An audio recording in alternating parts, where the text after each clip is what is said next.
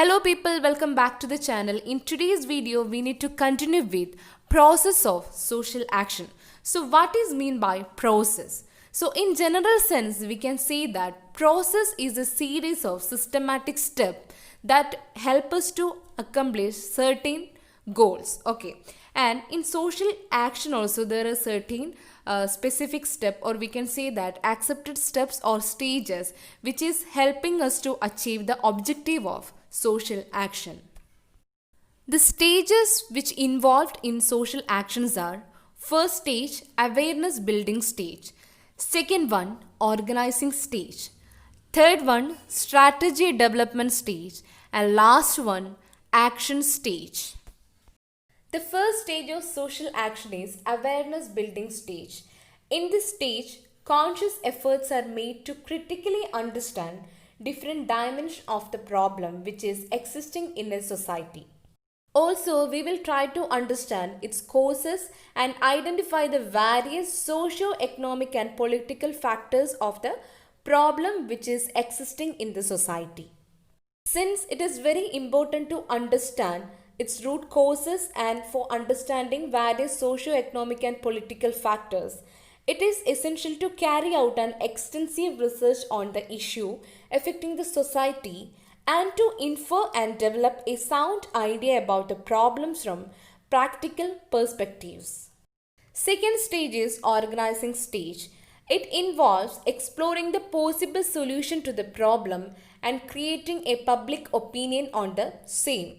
In the stage of organization, we should make a sense of collaboration, cooperation and we-feeling among the minds of the people. So when we are into the position to achieve organization of people by making a sense of collaboration, cooperation and we-feeling, now people are ready to work together under one umbrella of leadership. Third stage under social action processes, strategies development stage. So the third stage is to plan, develop and adapt a suitable and workable strategy to achieve the determined goals.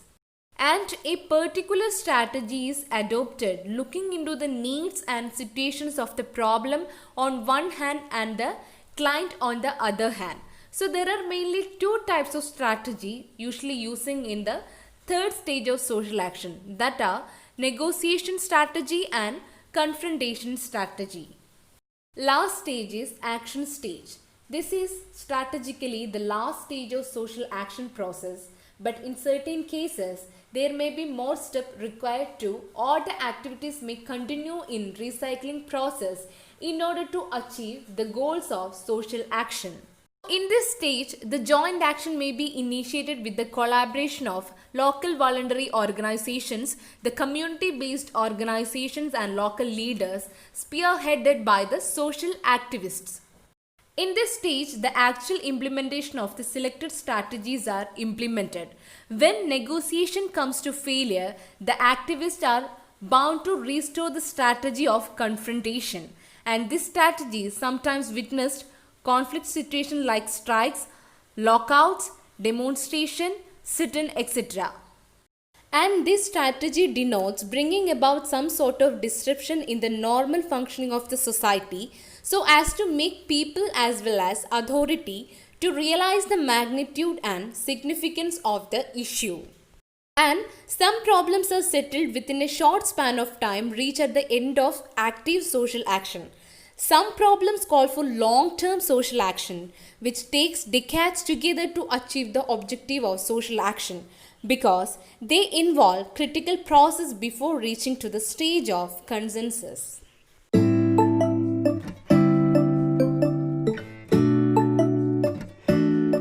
And next important topic in Unit 4 is social movement.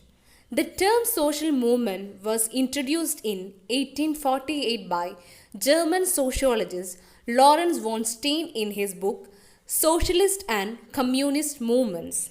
So moving on to the definition of social movement, which was given by Charles Tiley, social movement as a series of contentious performance, display and campaign by which ordinary people make collective claim on others. You can find 5 different stages of social movement which is helping for attaining specific goals. The first stage is emergent, second one coalesce, third one bureaucratization, fourth one it can be success, failure, repression and go mainstream. And last one decline. First stage is emergence. Here it just means movements emerge for a varieties of reason. Reason can be social, economic, religious or many other forms of reasons. Second stage is coalesce. They coalesce and develop a sense of coherence in terms of membership, goals and ideas. Third stage is bureaucratize. Movement generally become bureaucratized by establishing their own set of self-rules and procedures. Stage 4. At the point, social movement can then take any number of paths ranging from success to failure, the cooptation of leaders, repression by a large group, or even the establishment of a movement within the mainstream. And the last stage is decline.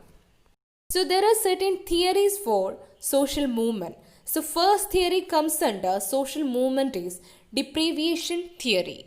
According to the proponent of deprivation theory, some social movements are born when certain people or certain groups of people in a society feel that they are deprived of a specific good, service or resource. Within the deprivation theory camp, there are two branches. First one, absolute deprivation, and second one, relative deprivation. What is meant by absolute deprivation? The proponents of absolute deprivation treated these grievances of the affected group in isolation from that group position in society. Proponents of relative deprivation, on the other hand, regarded a group to be in a disadvantageous position. And the deprivation theory seemingly provide a powerful reason as to why some social movement may be born. Second theory comes under social movement is political process theory. Political process theory treats social movement as a type of political movement in that the origin of a social movement are traced to the availability of political opportunities. More precisely, this theory looks at the social movement in question to that of the state or the power of the government in charge. If the government's position is strongly entrenched and it also in prone to depraved behavior, then the chances are high that a social movement might fail. If, on the other hand, the government is weak or more tolerant of dissenting behaving, then the chances are high that any social movement that is born might have the opportunity to grow and flourish. Next theory is New Social Movement Theory. The New Social Movement theories arises during the 1960s, primarily in several different Western European countries. These theories arouses a reaction to the deficiencies of classical Marxist theories for analyzing collective action. New social movement theory moves away from the typical Marxist framework of analyzing collective action from a primarily economic perspective. Instead, these theories look to other motivators of collective action that are rooted in politics, ideology and culture. In addition, new social movement theories focuses on new definers of collective identity like ethnicity, gender and sexuality to understand the causal factor for collective action. So to put in nutshell, traditional social movement theories focused on issues primarily related to exploitation of one societal class by another. On the other hand, new social movement theory focus on issues pertaining to life-work balance that pertain to individual citizens. So from the perspective of UGC NET examination, these all are the important points in the Unit 4, and we will discuss more about the Unit 4 while discussing the question answering section from previous year questions. So thank you so much for watching my video. If you like the content, please subscribe, like and share. Thank you.